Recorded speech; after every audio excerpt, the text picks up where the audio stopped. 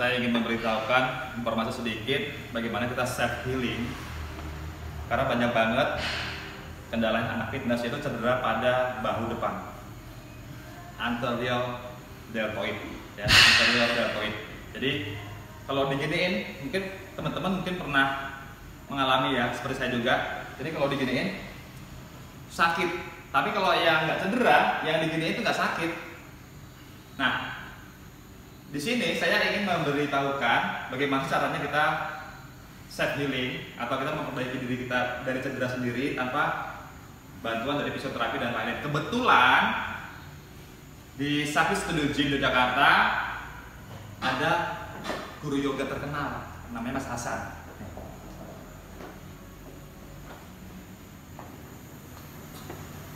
Nah, pemirsa, ini namanya Mas Hasan, guru yoga terkenal di Yogyakarta.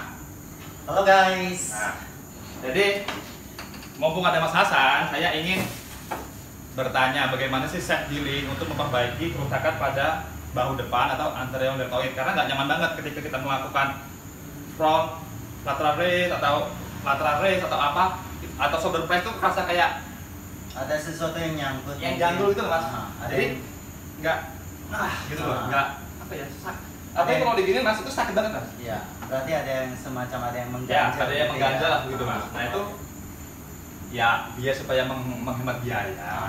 Saya kalau cedera kan ke fisioterapi minimal 50 sampai 100 ribu, bahkan sampai ada 140 ribu. Nah, itu bagaimana cara self healingnya? Oh ya, oke deh, baik. Nah, gitu. Jadi kan Mas Hasan kan memahami itu gitu loh. Oke, baik. Jadi begini teman-teman, apabila kita mengalami suatu kontraksi otot yang dia mengkerut terlalu berlebihan di bagian bahu depan, pada saat kita melakukan gerakan yang menutup dalam artian memendekkan otot seperti ini, dia akan terasa semakin sakit. Maka dari itu gerakan yang bisa kita lakukan adalah gerakan stretch, di mana ototnya itu dibuka dan dibikin lebih panjang. Nah, salah satu gerakan paling sederhana yang bisa kita lakukan di rumah masing-masing dan nggak butuh biaya besar, seperti ini contohnya. Kita akan coba mencari dinding. Oke. Ya. Anggap misalkan bahu kiri saya yang bermasalah di bagian depan. Pada saat melakukan gerakan yang menutup seperti ini, dia akan terasa semakin sakit. Ya, sakit Mas. Ya. Maka dari itu gerakan paling simpel yang bisa kita lakukan dan sangat efektif adalah seperti ini. Buka telapak tangan kita di sebelah kiri, di mana sebelah kiri ini yang sakit. Kita taruh di dinding, kita tempelkan dengan jempol tangannya menghadap ke atas. Oke? Coba deket aja nggak apa. Sambil Nah. ngeliatin. Back lagi. Nggak terlalu. Oke. Terus kita dekatkan bahu kiri kita itu ke dinding senyamannya.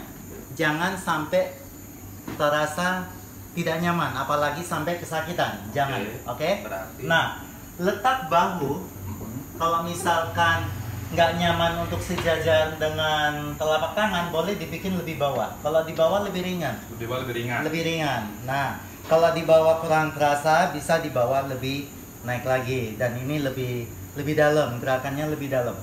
Oke. Kita bisa merasakan otot di bahu kiri depan sekarang stretch, dan otot yang bermasalah pelan-pelan dia akan kebuka. Iya, akan kebuka dan dia lama-lama akan terasa nyaman. Oke. Nah, apabila sudah terasa nyaman, kalau kita pengen menambah levelnya, bisa didekatkan lagi bahu kirinya ke dinding. Semakin dekat, semakin dekat. Tetapi jangan dipaksa. Harus dirasakan. Oke? Rasakan, dengarkan apa kata otot kita. Kalau misalkan terasa sakit nggak nyaman, stop, jangan ditambah. Pelan-pelan saja, butuh waktu, butuh proses. Terus kalau misalkan kita pengen bantu dengan jempol tangan kita untuk diuyuk lah ya. Apa namanya istilahnya? Iya, diguyur. Nah, pelan-pelan itu akan membantu membuka otot yang kusut tadi. Yang memendek lah. Iya, otot yang memendek yang kusut tadi. Yang kusut lah itu. Iya, betul. Ataupun tiga poin yang ada di sana dia akan kebuka. Nah, berikut ini tips paling sederhana yang bisa lakukan teman-teman di rumah, nggak butuh biaya besar, bisa dilakukan sendiri. Nah, untuk hitungannya Mas, misalnya 1, 2, berapa gitu Mas?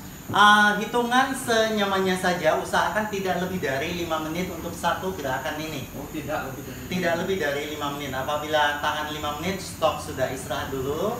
Lepaskan, lemaskan, oke. Biar darahnya jalan kembali dengan normal. Tetapi kalau misalkan 5 menit, misalkan nggak tahan 5 menit, udah stop. Jangan dipaksa. Jangan dipaksa. Dengarkan apa kata otot ya. Betul, dengarkan apa kata otot kita. Itu berarti yang paling simpel itu aja. Gerakan paling simpel yang menurut saya sangat efektif, paling gampang. Nggak butuh biaya besar, cukup tempelin tangan. Hanya itu aja. Yes, that's it. Oke. Terkadang banyak cara sangat sederhana dan sangat efektif yang bisa kita lakukan, cuman kita tidak tahu cara melakukannya, sehingga kita akan coba cari kemana, padahal simpel saja. Begitu kita mengerti dengan dinding, dengan apapun, kita bisa melakukan terapi bagi tubuh kita. Iya, coba ya. Seperti itu. Ini berarti ini gini Mas ya? Iya, betul. Saya coba ya. Anggap si Mas Agung ini punya masalah bahu kiri bagian depan. Oke, jadi dia akan melakukan stretch. Telapak tangan yang kiri dibuka dan ini sejajar. Bagi orang yang cukup kaku shouldernya, apalagi yang punya frozen shoulder, ini boleh dikebawakan sedikit. Ya? Ini lebih gampang. Nah, kemudian ditwist sedikit bahu kanannya ke kanan dan ditempelkan bahu kirinya, jangan dipaksa. Nah, kalau misalnya dia masih mampu, berarti terus ya kalau masih mampu. Yes. Kalau misalkan terasa masih nyaman, silakan tempelkan lebih dalam. Tapi kalau nggak nyaman, dipaksa. Apa yang dirasakan di bahu kiri bagian depan? Bahu kiri tertarik sampai ke bicep Mas, sampai ke bicep sini Mas. Jadi sini tertarik sampai ke sini tertarik. Yes, betul. Coba saya cobain sini Mas ya. Boleh. Ya. Boleh. Coba lebih tinggi. Ini saya putarkan. Emang si Mas lebih berat, lebih tertarik. Ya, bicep juga tertarik, bahu depan tertarik. Ya. Dan pada saat telapak tangan kirinya dibawa lebih tinggi, dia memberikan level stretch yang lebih dalam, betul? Sampai ke punggung Mas ya? Iya, betul.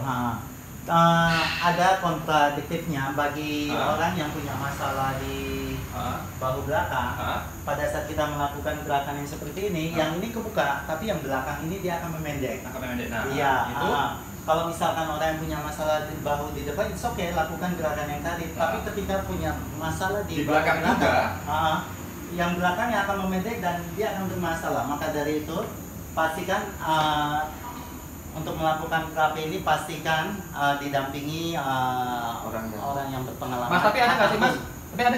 Tapi ada nggak yang orang cedera bahu depan, tapi lalu cedera bahu belakang, itu ada nggak? Bisa jadi ya.